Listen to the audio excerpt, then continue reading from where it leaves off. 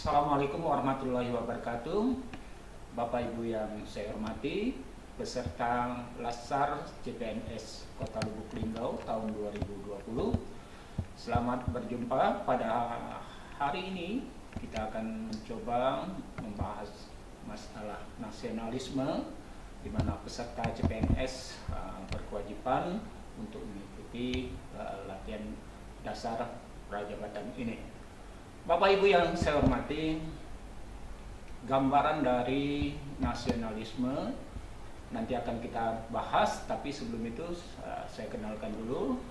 Saya Tony ZA Widya Iswara Madya, UPT Diklat BKPSDM Kota Lubuk Linggau, yang mengampu materi nasionalisme.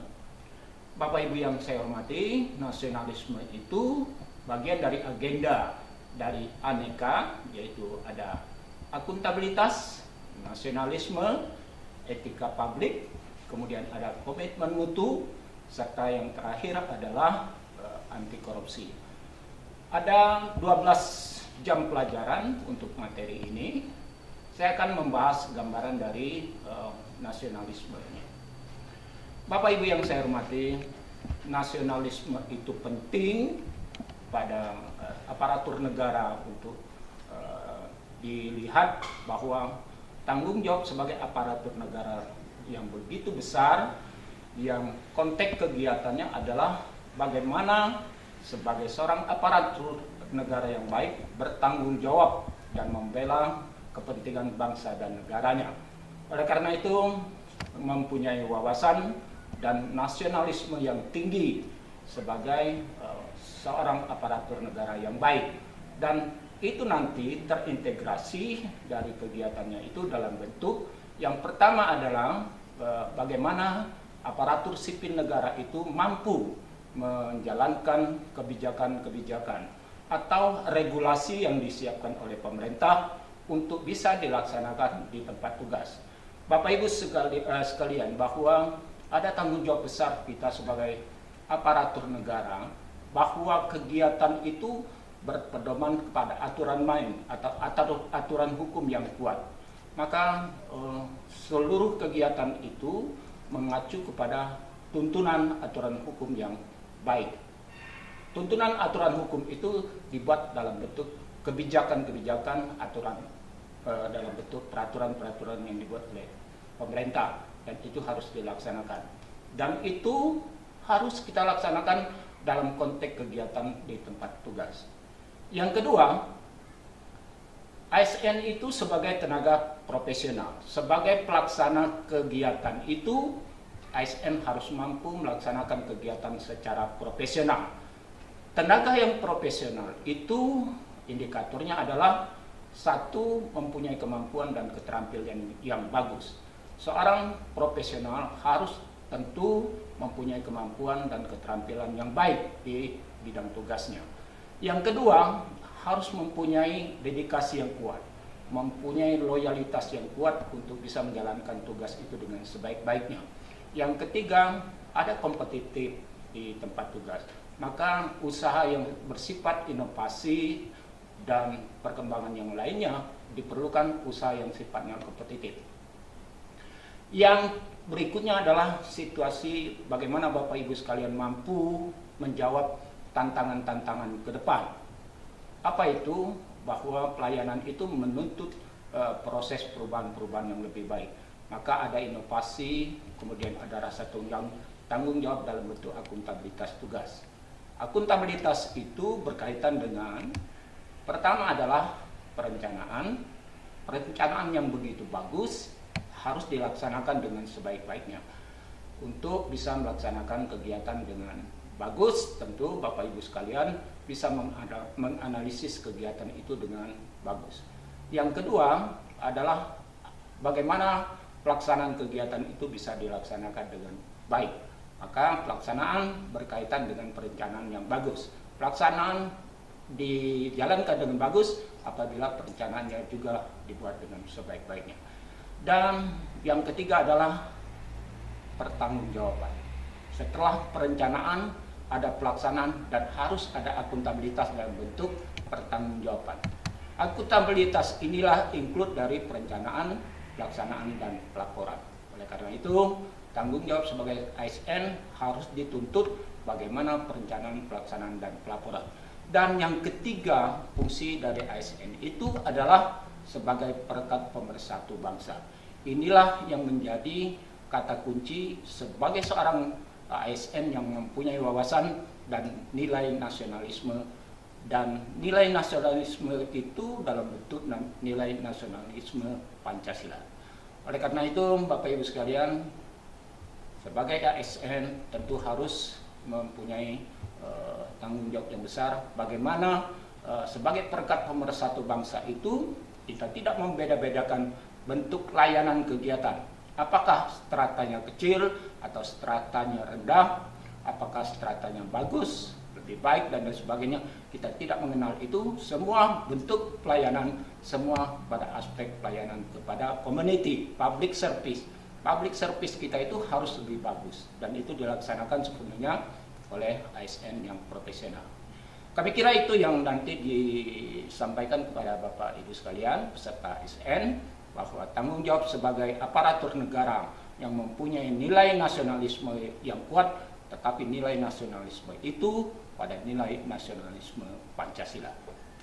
Dan nanti materi ini juga akan kita coba bahas di beberapa slide yang kita akan coba memberikan gambaran kepada Bapak Ibu sekalian. Dan nanti acara itu akan kita akhiri dengan bagaimana kegiatan ini bisa terevaluasi dengan bagus di tempat tugas Bapak Ibu sekalian. Apakah pelayanan kegiatan di tempat Bapak Ibu sekalian sudah mengarah atau mengacu kepada kepentingan nasionalisme yang lebih baik, terutama nasionalisme Pancasila. Kami kira ini yang dapat saya sampaikan, dan nanti juga akan kita coba berinteraksi dari gambaran kegiatan materi ini. Muhammad Hatta sebagai pencetus kemerdekaan merubah situasi Indonesia itu bisa dibangun dengan sebaik-baiknya. Ada perkembangan yang paling penting di situ, bahwa ada perkembangan bagaimana tertanam dengan sebaik-baiknya dari seluruh aspek bangsa ini.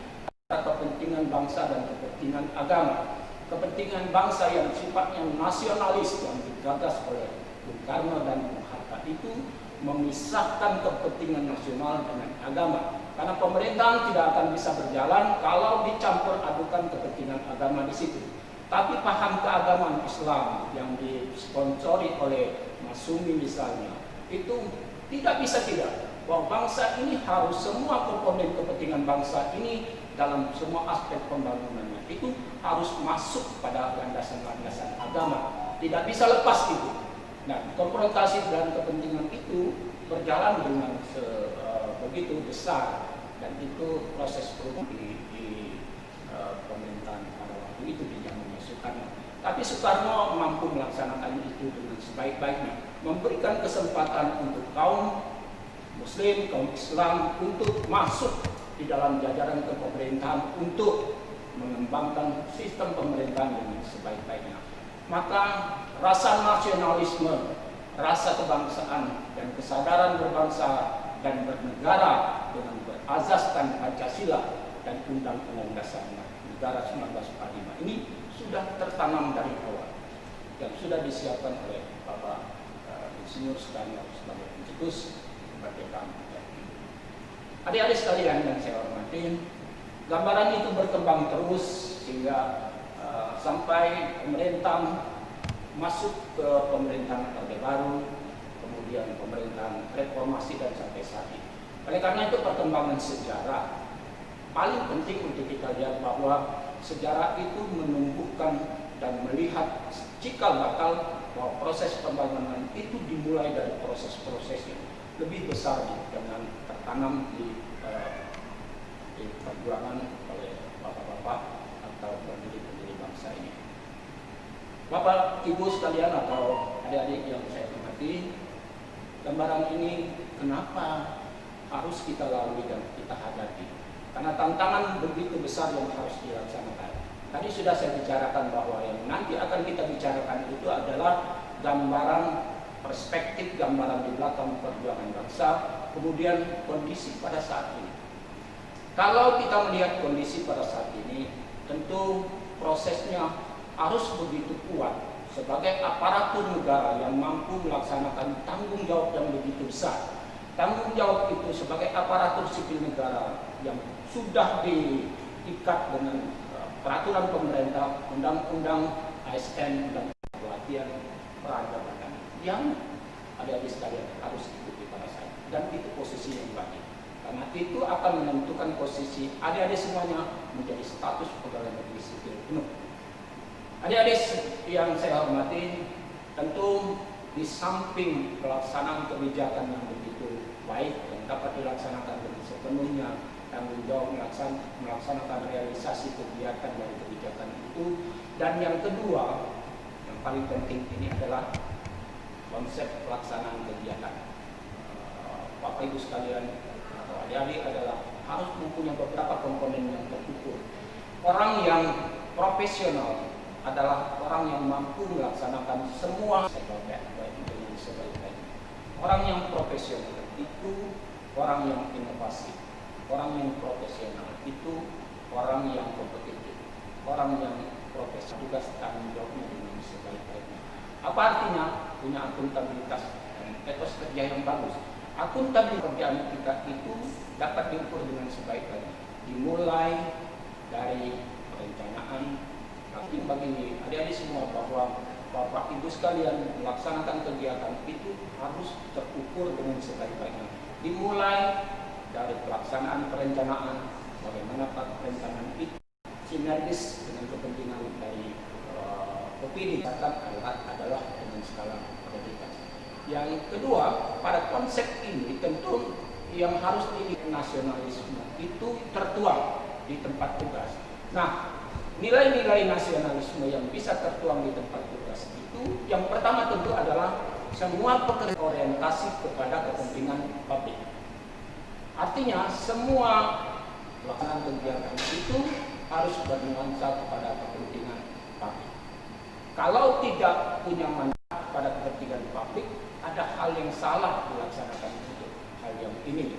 Oleh karena itu Bapak Ibu sekalian, kalau ada di skala prioritas kepentingan itu dikedepankan adalah kepentingan publik itu sendiri.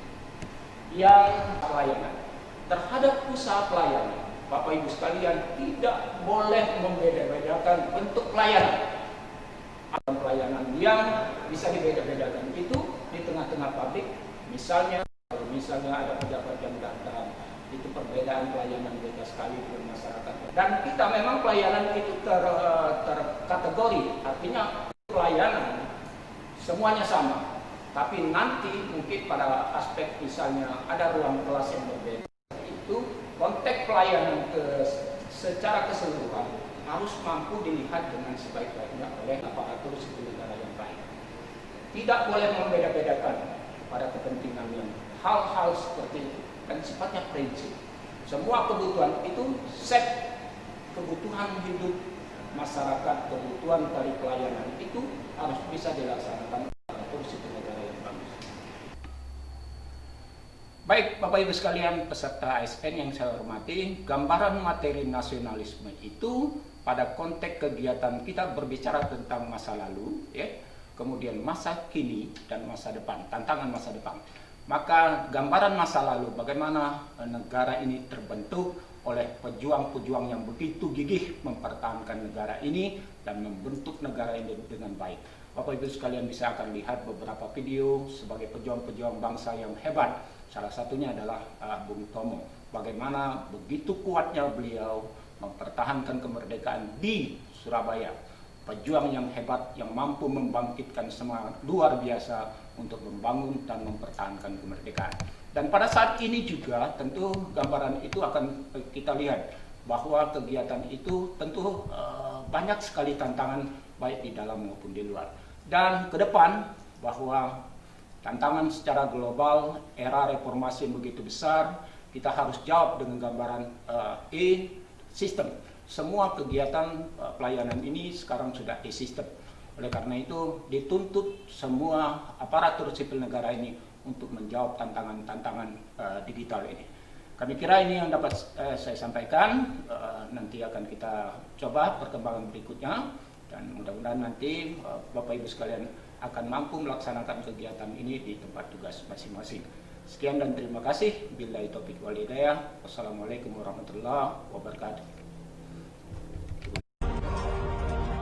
Bismillahirrahmanirrahim. Merdeka! Saudara-saudara, rakyat jelata di seluruh Indonesia, terutama saudara-saudara penduduk Kota Surabaya,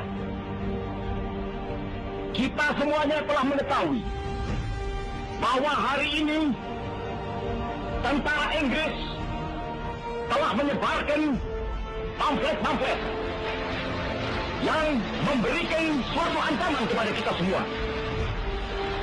Kita diwajibkan untuk dalam waktu yang mereka tentukan menyerahkan senjata-senjata yang telah kita rebut dari tangannya tentara Jepang. Mereka telah minta supaya kita datang pada mereka itu dengan mengangkat tangan. Mereka telah minta supaya kita semua datang pada mereka itu dengan membawa bendera putih, tanda bahwa kita menyerah kepada mereka.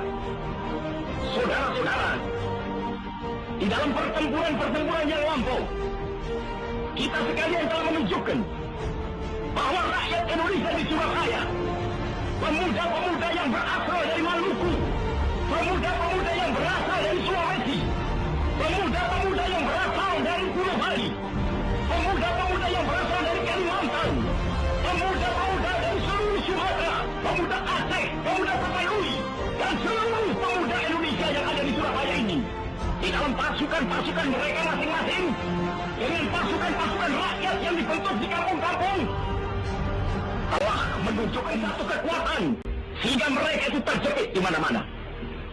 Hanya karena taktik yang licik daripada mereka itu, saudara-saudara, dengan mendatangkan presiden dan pemimpin-pemimpin lainnya ke Surabaya ini, maka kita tunduk untuk memberhentikan pertempuran.